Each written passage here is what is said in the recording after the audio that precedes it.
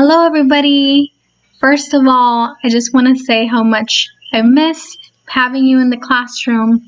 And I know that this is a challenging time for everybody, but I just hope that together we'll be able to move forward and get past this.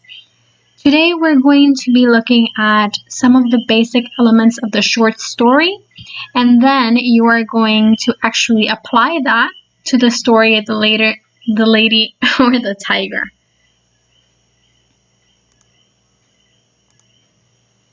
Okay, so first of all, just to kind of review, a short story, as we've talked about before, is a fictional work of prose that is shorter in length than a novel.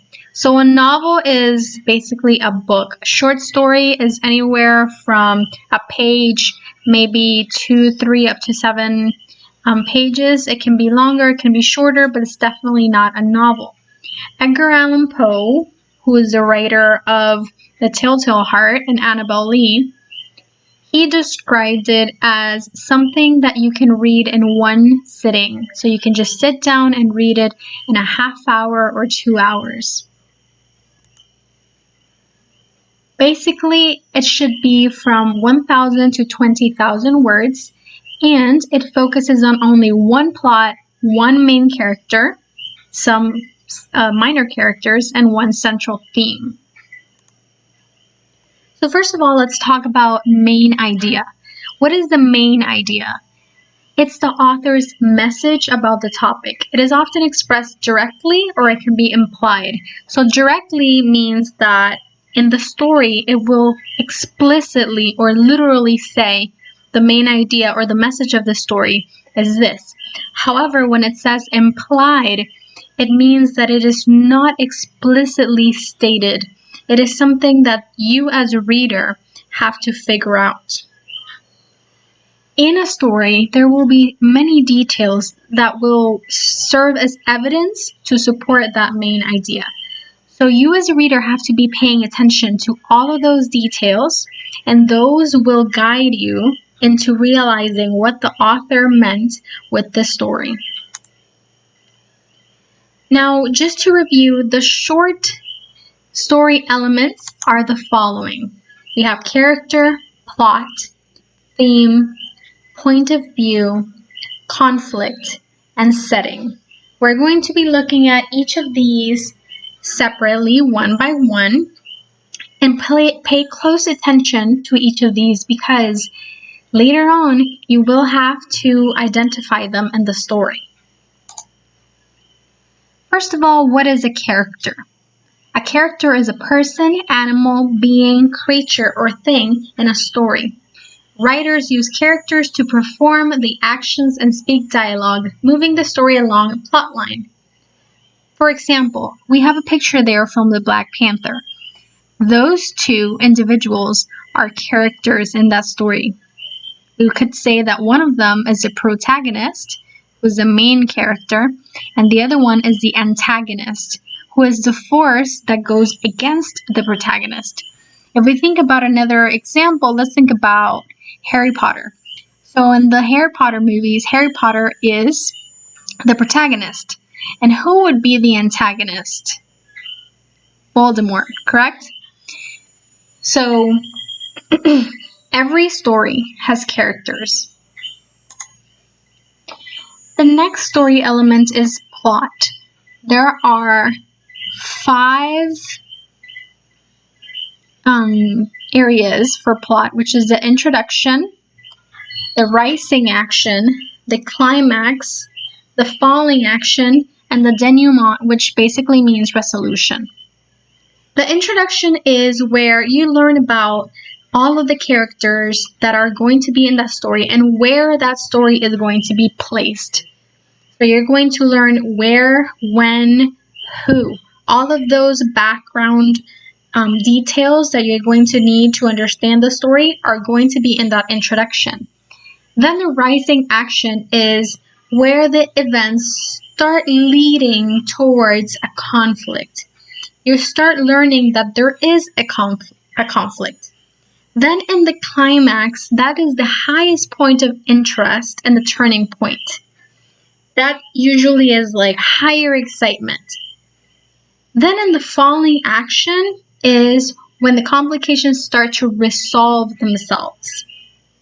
You know what the issue is, and you know what happened after that. And then the final part is the denouement or the resolution, which is the outcome. What happened in the end?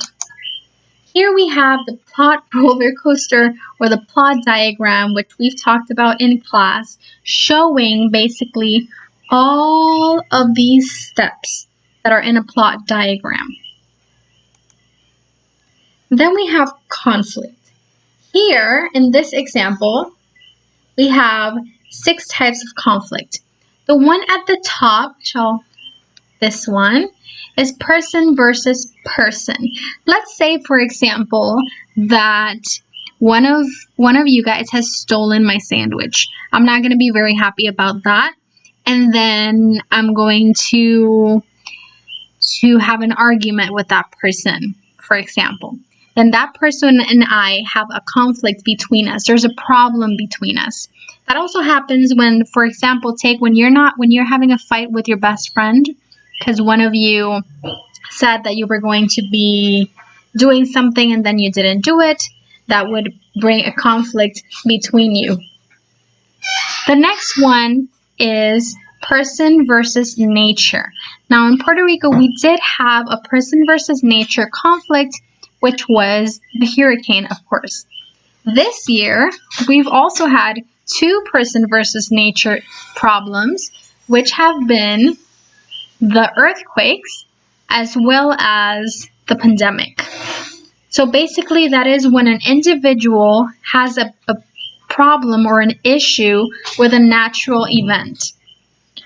The next one is person versus society. That's when a person has a problem with a whole group. For example, Martin Luther King had a problem with society because society in general had racist beliefs. And so when he gave his speech, I Have a Dream, he was going against society as a whole.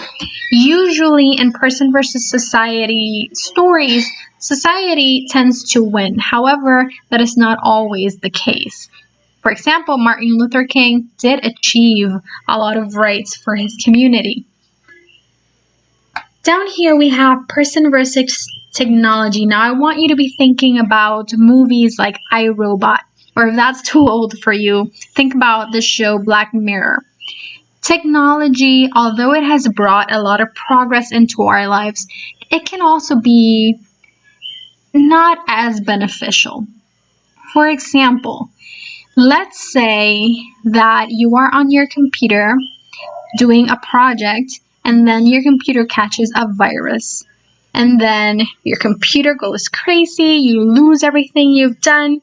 That is a person versus technology problem. That is a more common example rather than if I said that, the robots go crazy and kill everybody, although that would also be a person versus technology example. Next, we have person versus supernatural. So some of you have seen a show called Supernatural. Also, some of you have heard about the Marvel heroes or the DC heroes. So problems that an individual has with supernatural things that cannot be explained or controlled, that's what would go there. And then the last one over here is person versus him or herself. So basically, let's say that we have anxiety issues.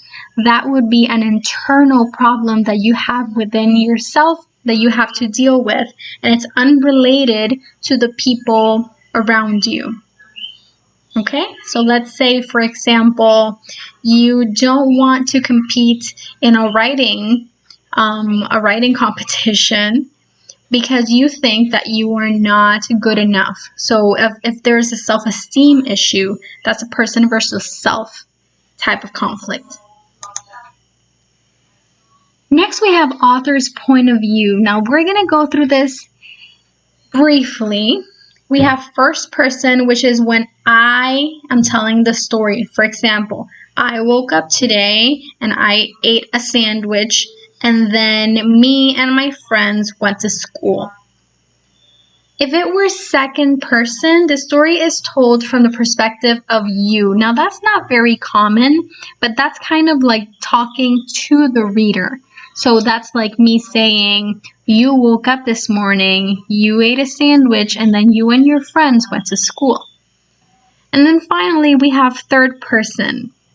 Third person is when an outsider is looking in and telling that story. So then the pronouns would be he, she, or it. Anna woke up this morning and she ate a sandwich. Then she and her friends went to school. Now, third person can get a little bit more complicated because it's divided into objective, limited, omniscient, and omniscient. Now, an objective third person is somebody who is detached. They're only describing the events that are occurring. A limited omniscient is a narrator that knows everything, all the feelings and thoughts and motivations of one single character, but not the rest. And then finally, the omniscient narrator is a narrator that knows all of the thoughts, feelings, and motivations of every single character in the story. So remember, first person, I, we. Second person, you. Third person, he, she, it, or they. Next, we have theme. Now, theme is the central message. What is it that the author wants you to learn or know? It's a broad idea about life, and it is usually not stated. Some common themes can be found here to the right: courage, honesty, love, friendship, forgiveness, loyalty, hope, equality, hard work, teamwork, and many, many, many more. Now these, like it states there in that picture, they must be inferred. There will be no story that says the theme of this story is teamwork. No. You will have to use the details and the context clues in the story to determine what is the general theme of that story. Can it have more than one? Absolutely, it sure can. And most stories actually do. Alright, now I'm done talking. Now it's your turn. First, I want you to read a story titled The Lady or the Tiger by Frank Stockton. Now, there's a link here in this slide, but because I'm going to post this as a video, I've also posted that link in the remind message. Okay, so just look for the message that says 9th, and after 9th, there's a link for the story, or just Google The Lady or the Tiger by Frank Stockton. After you read it, I'm going to give you access to a Kahoot challenge. Now, I know how much you all like Kahoot, so I wanted to try something different. There's actually something called Kahoot challenge, which you can do at your own pace. That means that you can access it at any time. We don't all have to do it at the same time, and I'm giving you a whole week to complete it. Okay, so you're going to have from today until next Saturday at 8 a.m. to complete that challenge. What should you expect to find in that challenge? Well, there's going to be questions related to the topics discussed in this presentation. That means story elements. Okay, there's probably going to be questions about point of view or main idea and such, all as well as reading comprehension questions to make sure that you have read the story and that you have understood it. Okay? So basically, that's it for today's class. I hope that this review has been helpful. I hope that the new concepts that I've brought in, you were able to understand. And if not, I am going to be available every Saturday from 8 a.m. to 3 p.m. You can write me a message on Remind, and I will help you. No questions asked. I am here to help. And all I want is for all of you to be successful. All right, so If you can't access the Kahoot challenge through the link, you can use the challenge pin, which is 095165007. All right, well, good luck, and I'll see you next Saturday. Bye.